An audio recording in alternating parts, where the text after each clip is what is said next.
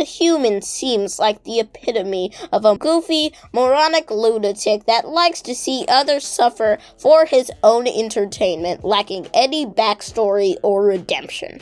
But if you can see past the idiotic lens, then you will find something much deeper than that. Firstly, what we know.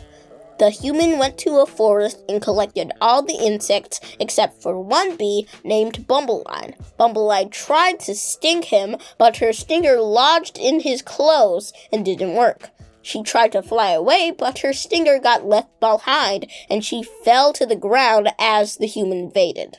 But why would the Human need insects? Think about it. He's wearing a suit, so he's probably an employee or a businessman. And since every business has a product, the product he sells probably uses insects. And guess what food product uses insects as an ingredient? I'm just kidding. It's actually gelatin, because researchers found that gel-like agents were found in the chitin of grasshoppers, and crickets, and stuff. So, the Human took insects to boil them alive to make gelatin. Dark. The Human is the CEO of Ant Jelly trademark, which famously makes gelatin using only insects. He has oodles and oodles and oodles of factories to extract gelatin from insects, robots to destroy habitats before replacing the wildlife with more robots, slowly crumbling the population of every single animal, to eventually the point where all insects are kept in like a safe house of like every insect species just to make the gelatin. His philosophy is that humans are the only creatures on this earth worthy of life, and that every single other organism is either an obstacle or a tool to further expand our influence. But he hasn't always been like this. Long ago, a boy named Theodore loved animals. He'd always go to a specific forest and watch the mini terrarium he'd made in a jar. He would do this every day, swapping and adding rocks to it, feeding it fruits, berries, and bread. But one day, he left to bring some fruit for the jar. But he forgot to close the lid, and when he came back, a lizard had eaten everything in the jar. His masterpiece was ruined. In a fit of rage, he broke all of his veterinarian kits. He ripped his bird scrapbook to shreds.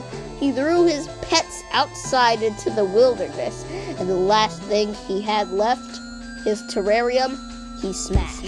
He stole his parents' keys and locked himself in his room to cry. He was encapsulated in an endless feedback loop of him destroying more things, which makes him sadder, which makes him destroy more things, which makes him sadder, which makes him destroy more things, and eventually he turned into a cynical monster that convinced himself that all animals are a disgrace to the planet. This is the tale of Theodore Humanus, or for short, the Human. This was the trigger that set off the chain reaction that led him to start Ant Jelly trademark, destroy countless habitats, and form such an anthropocentric view of nature. And I think that's one of the best parts of the Human's villainy. He could stop, he could be a better person and change, and he could do that, but he also can't because he's built his company all around his vicious cycle and his villainy, and if he stops, he's going to be bankrupt, so he has to keep going to survive. And doing this, he becomes sloppy, and he makes impulsive decisions, which, again, kickstarts the cycle again.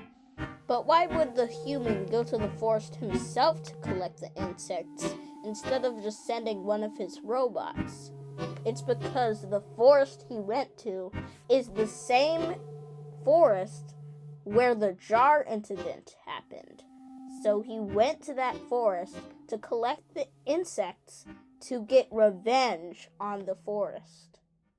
But that still doesn't answer the question of why the human would get all the insects except Bumbleline and not just get all the insects from the forest. There's two answers that could be possible. One, you can't turn bees into gelatin, or two, the human left Bumbleline there to psychologically torment her as she sees all of her insects are gone, all of her friends are gone, all of her colleagues are non-existent, and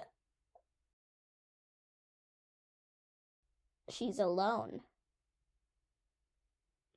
The former can't be true because bees, like all insects, have chitin, which can be turned into gel-like agents, which can be used as a substitute for the gel-like agents in gelatin. So you can make gelatin from bees. So that means the human literally played psychological warfare on a bee. And that is the human's one major flaw, not bringing Bumbleline. His anthropocentric view of nature actually is a weakness because his distrust in animals made him think that Bumbleline would do nothing. But Bumbleline actually went through the effort to find the human and get his insect friends back and his stinger. So in the end, the human lost. I guess the moral of the story is to not underestimate those around you for appearance or disabilities or size, because everyone can do great things.